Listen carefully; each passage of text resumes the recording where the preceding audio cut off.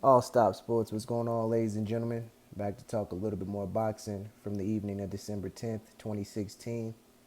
Got to touch on this Julian J. Rock Williams versus Jermall Charlo fight. Man, oh man, oh man. The fight of the night, in my opinion. What a great matchup while the fight lasted. I did a prediction on this fight. I had Julian J. Rock Williams pulling out a close decision. I was really going back and forth on the video. But let me tell you what I thought after the fight. Round one, I went ahead and scored 10-9 for J-Rock. I just thought J-Rock was able to, land a little bit more of a cleaner, effective shots. His defense was a little sharper, so I gave him round one. Round two, he got dropped by that stiff jab by Jermall Charlo, who we all know he had. I mentioned that in the preview. Charlo had an incredible jab. And that was really impressive to see him drop and wobble and stun J-Rock by hit just that one jab in that second round. Big credit to Julian J-Rock Williams. He got up off the canvas and was able to continue fighting shit. I thought he actually, closened up the round. It was still 10-8 on my scorecards for Jermall Charlo. But I was shocked by Julian Williams landing probably one of his better shots in that same round of the entire fight. At the end of that round, he landed a straight right hand on Charlo that was very impressive. Round three, I also gave to Jermall Charlo. I thought Jermall Charlo was just, had more effective, clean punching. But round four, I thought Julian J. Rock Williams came back and I gave him round four. So going into the fifth, I had it tied up 2-2 with Charlo having that 1 point advantage for that knockdown in the second round. That fifth round, now let me talk about the finish. That catch, counter, short hook, uppercut that Jermall Charlo was able to land on Julian Williams was a thing of beauty. That's some high level technical shit. Now for the fighters or for the people that are casual fans, that I love Paulie Malignaggi on the mic because he really gives credit to the technical side of boxing. Have the ability to catch one shot, the straight jab, and then kind of turn your shoulder, catch the second shot, which was the straight right hand, and in the same motion, as you dip your shoulder, come with that straight hook uppercut on the same right side. It was a thing of beauty. You couldn't believe what you were seeing. To see somebody parry that shot, catch the next one, and uppercut the dude for the knockout. I mean, he did get up based upon that. Give her a lot of credit to Julian Williams. He has a lot of heart. No disrespect to him. He's still an incredible fighter. But man, Jermall Charlo put everybody on notice. Now, what I really wanted to touch on during this video, and what I also noticed in the fight, is how much Jermall Charlo has grown and how much he learned. And he even touched on this, saying that he changed his game from the Austin Trout fight. And I thought he did. Now, Austin Trout gave him a very difficult fight, and he came out here against Julian Williams and just showed that he is on a different level. My goodness, what a performance. Now, for Julian J. Rock Williams, let's talk about the future for him. I think he needs to take it easy. He doesn't need to bite off more than he can chew right now. I would put J-Rock in there with maybe a top 10 guy, maybe the 8th, 9th, 10th ranked opponent.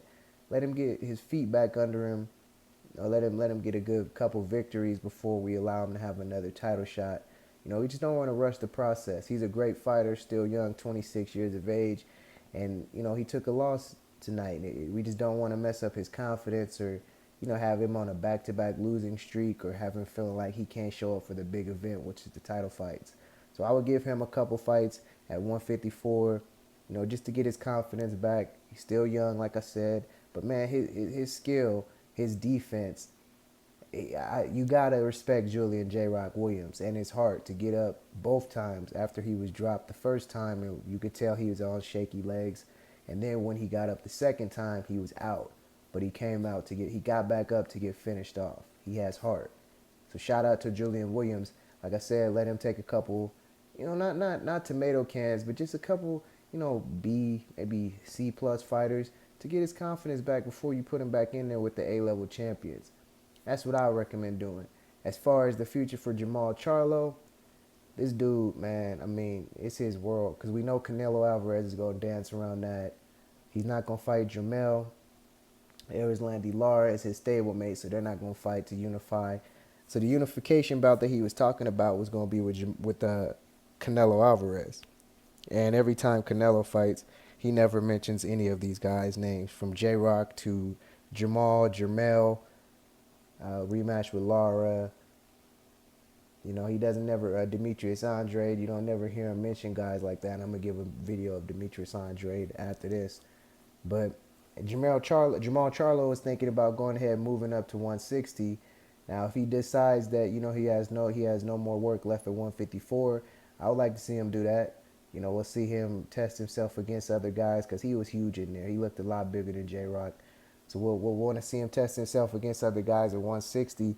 I wouldn't initially want to throw him in there with Golovkin right away. You know, we want to allow him to have some time to, you know, get acclimated to the weight, see how his body responds to adding a few more pounds, how his legs change with carrying that weight around with him for the duration of 12 rounds, how he takes the punches from guys that are at 160.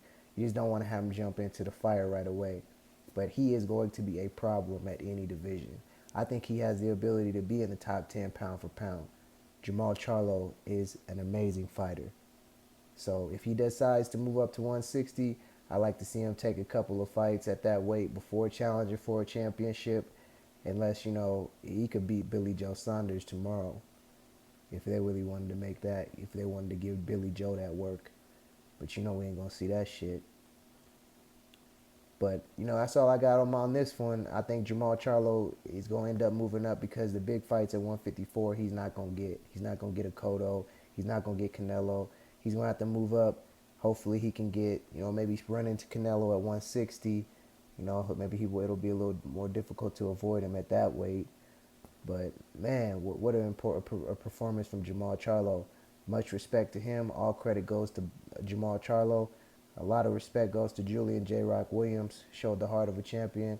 And I think he still will be a champion one day. I truly believe that he will have a championship around his waist at that 154 pound division. But this was a hell of a fight, and we were treated as boxing fans. This is what the sweet science is all about. And if y'all motherfuckers don't appreciate that and can hate on, you know, seeing two fighters go in there signing on the dotted line, giving everything they got. I mean, this was a high-level fight. Each round, you know, both fighters is having they strong moments in the round. It's just that Julian Williams got caught with that uppercut, and it was a wrap. All Stop Sports, I'm gone.